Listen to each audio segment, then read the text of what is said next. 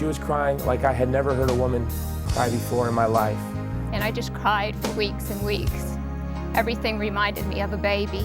And I kept trying to get up from the table and look to see what was in that jar. I was dealing with the loss of my unborn child and I didn't even know it.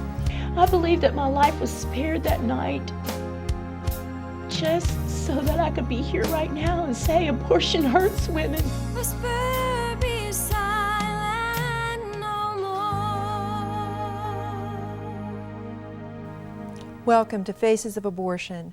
I'm your host, Cindy Collins, and today we have a very special program with Julia Holcomb, who will be telling her story of abortion's impact on her and on this generation. So now let's go and listen to Julia's story. Welcome back to Faces of Abortion. We have a very special guest with us today.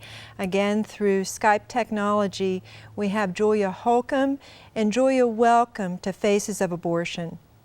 Thank you, Cindy. We're just so excited and just very thankful that you're here with us and the courage that you have to share your story of the impact of abortion on your life. And I know, Julia, you also have a message for young women also in your story and families, particularly because of the relationship that you had with Steven Tyler.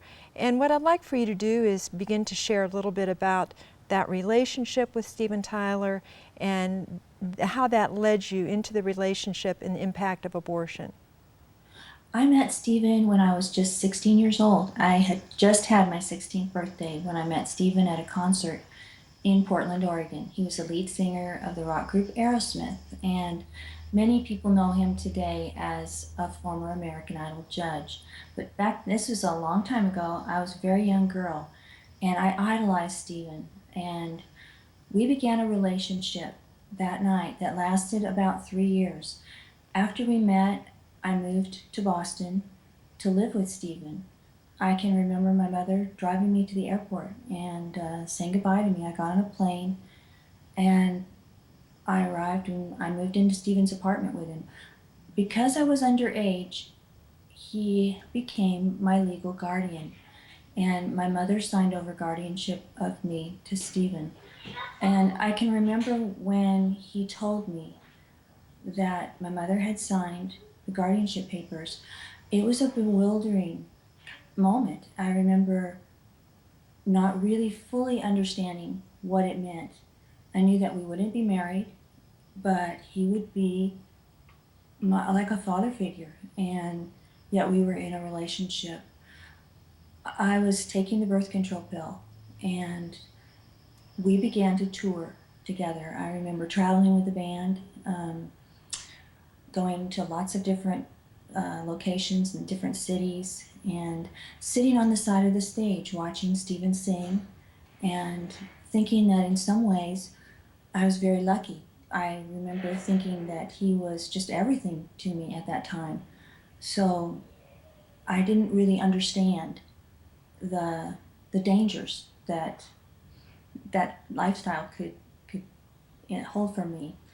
I didn't understand that I was on a path that would lead me to the brink of death and to a wound I would carry with me throughout my entire life. I know, Julia, you were a very vulnerable, young woman, and can just tell just even the preciousness, in your spirit right now of that vulnerability and seeing someone that was, idolized literally, at that time in your life. I know that relationship had grown, and had you talked about having children, or what was his thought about that? We had been together for less than a year. We went to his family's resort in New Hampshire, and it was there that Steven was reminded of his desire to have a family. And we were out on the road after returning to the tour, and he asked me if I would like to have a child with him. I can remember thinking that that would be wonderful. I loved children. I thought he must truly love me and care for me if he was asking me to have a baby with him. I told him yes, and I can remember we were in a hotel in a large city, and we were on a balcony looking down on the street below. There were a lot of people and cars driving by. It was nighttime, and Stephen just took my birth control pills and tossed them off the balcony. And I became open to life within our relationship at that point. I didn't become pregnant right away. It was about a year later. He had been gone for a few weeks on tour. He came back, and I can remember being excited to tell him that I was pregnant. I remember he was surprised. It was like he had forgotten that I wasn't taking any contraceptives. But he was kind to me, and I can remember his reaction at first was one of, he responded happily, and a few months later he came to me and told me that we were going to marry, and I was thrilled. I remember thinking that my life could not get better than this. We were going to have a baby, and we were going to get married and have a family of our own. And I idolized him. I thought he was just wonderful. I thought my life was kind of at a pinnacle. And it's amazing how fast things can change. We went to his parents' resort again, and we told them of our intention to marry and of the baby that we were expecting.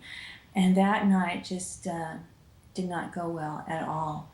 His parents were very nice people. His father was very serious. He was very reserved. He spoke to Stephen privately of his unwillingness to support our decision to get married.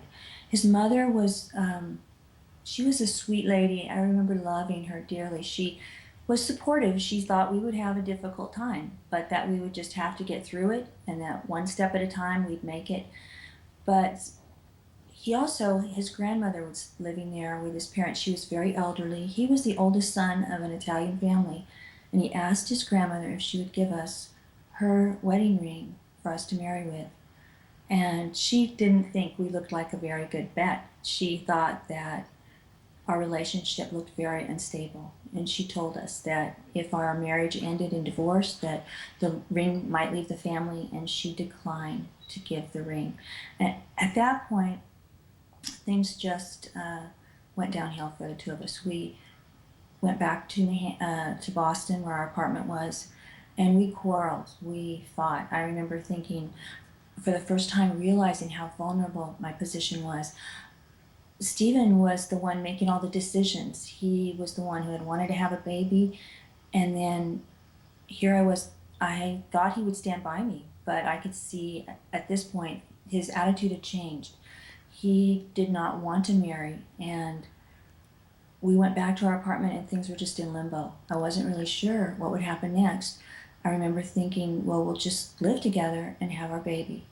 And I know that you had told us earlier also that you were somewhat staying in that apartment, and at one point had not been able to even get out and get any food. And there was somebody that he had sent over to go ahead and what you thought was going to go ahead and take you out to go shopping. Mm-hmm. Would you share with us a little bit about what happened during that time? We went to our apartment, and Stephen made the decision to resume his tour with the band, and he decided not to take me with him. I was at least 5 months pregnant,